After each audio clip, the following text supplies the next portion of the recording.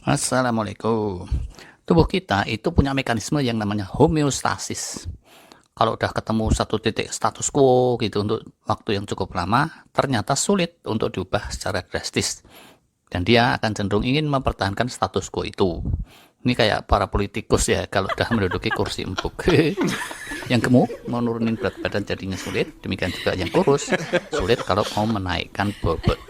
Wih, puasa baru 3 hari bobot duit turun loh 2 kilo. Nah, belum lagi lewat sebulan setelah lebaran, naik lagi balik ke 88 kilo. Lah, dari sisi angkanya sih ini 88 tuh angka hoki. Masih lumayan singset kalau untuk ukuran lingkar 3. Tapi kalau untuk berat badan emak-emak rada menggelar. Kalau di Afrika sih emak-emak bobot 88 kilo ini langsing. Yaitu bukan emak-emak manusia tapi emak-emak kuda nih. Secara fisiknya, manusia itu punya inersia. Kemarin kita udah bahas juga ya soal bakteri mikroba di perut.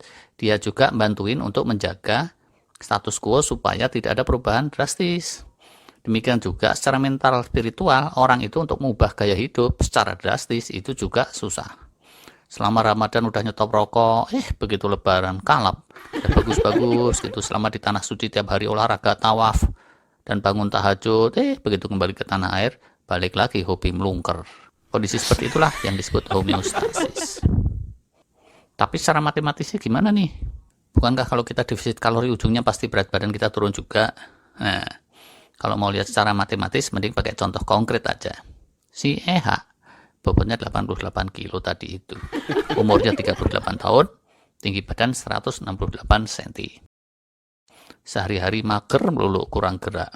Kalau pakai kalkulator BMR, ada nih hitungannya. Kalori harian sekitar 1940, makannya kalau sekitar 1940 kalori juga impas tuh. Berat badannya stabil. Stabil asal nggak duduki bangkunya tukang bakso. Kalau dudukin bangku tukang bakso ya bisa ngejublak. Patah tuh bangku 3 biji. Nah, demi untuk melangsingkan tubuh, dia pun terus mulai lebih aktif, olahraga, aerobik kecil-kecilan, sehingga kebutuhan kalori hariannya naik menjadi 2368. Di samping itu, dia pun meraktekin intermittent fasting kecil-kecilan dan membatasi asupan, sehingga terus kalori hariannya pun turun jadi 1868. Tinggal dihitung aja nih, kayak di tabel ini. No. Kalau bisa berubah sedrastis itu secara terus-terusan tiap hari, mungkin namanya bukan EH, tapi Wonder Woman. Nah, berhubung namanya itu masih EH, yaitu EH Supartim, maka dia bisa defisit seperti di tabel itu bukannya tiap hari, tapi seminggu cuma mampu 2 kali, Senin Kemis. Nah, jadi tiap minggu dia itu defisit Senin Kemis 500-500 total 1000 kalori.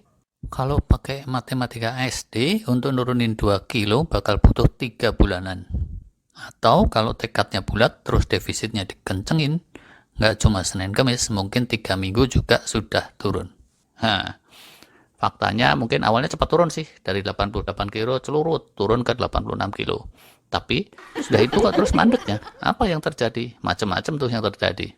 Kalau secara biologisnya disebut homeostasis tadi, tapi kalau matematisnya ini juga bisa dikalkulasi. Jadi ya, pas dia belum intermittent fasting, sama setelah rutin intermittent fasting, itu mikroba di perutnya berubah.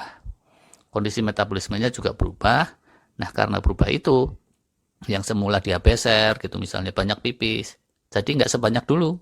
Bisa juga untuk menekan lapar, nambah-nambah asupan air. Air kan 0 kalori nih, nambah minumnya dibanyakin. Nah, jadi emang sih, jumlah lemak di tubuhnya berkurang dan berkurang, tapi komposisi air meningkat. Padahal air kan ada bobotnya juga, iya kan?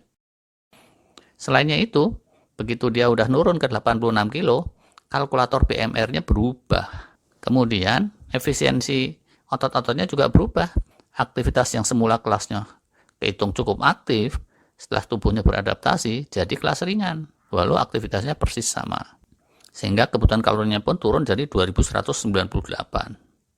170 kalori selisihnya tuh. Nalarnya gini kan ya, kayak kita gitu naik sepeda, baru-baru naik sepeda kayaknya kok berat gitu ya 15 menit. Hitung bisa 400 kalori lebih tuh kalau masih kerasa berat gitu. Tapi setelah pembiasaan beberapa minggu, otot-otot udah menyesuaikan, kebutuhan kalorinya ngedrop 170 kalori. Makannya sama, efisiensi pencernaannya juga jadi beda. Karena tubuhnya sering disuruh praktek puasa, dan aktivitas dikencengin pula, dia dan mikroba di perutnya menjadi sensi. Wah, tekor nih kalau gini caranya. Kita mesti meningkatkan efisiensi. Jadi yang semula makanan itu bersih serapannya 1868 kalori, berkat peningkatan efisiensi di perut, bisa bernilai 1898. Ada delta 30 kalori. Secara total, yang semula tiap Senin dan Kamis defisit 500 kalori, sekarang menyusut dah tuh. Defisitnya tinggal 300 kalori saja secara netnya. Dan nggak berhenti di situ. Di hari lain, Selasa, Rabu, Jumat, Sabtu, Minggu, yang semula plus impas, guess what? Kalau pola-polanya tetap sama seperti sebelumnya, sekarang malah jadi surplus loh itu. Dengan tubuh yang lebih slim, saat mager itu kebutuhan kalorinya kan turun. Pencernaan tambah efisien lagi. Jadi serapan kalori meningkat. Maka kalau makannya sama, ya udah surplus. Tabelnya kayak gini nih. Dalam seminggu, Senin Kemisnya defisit 600 kalori, semula 1000. Di hari lain, semula 0, jadi surplus 52 kali 5 kalori alias 260 kalori. Secara netnya, per minggu cuma defisit 340 kalori. Dibagi 7, per hari cuma defisit 50-an kalori saja. Sekali nenggak jus aja segelas sudah lenyap itu defisit.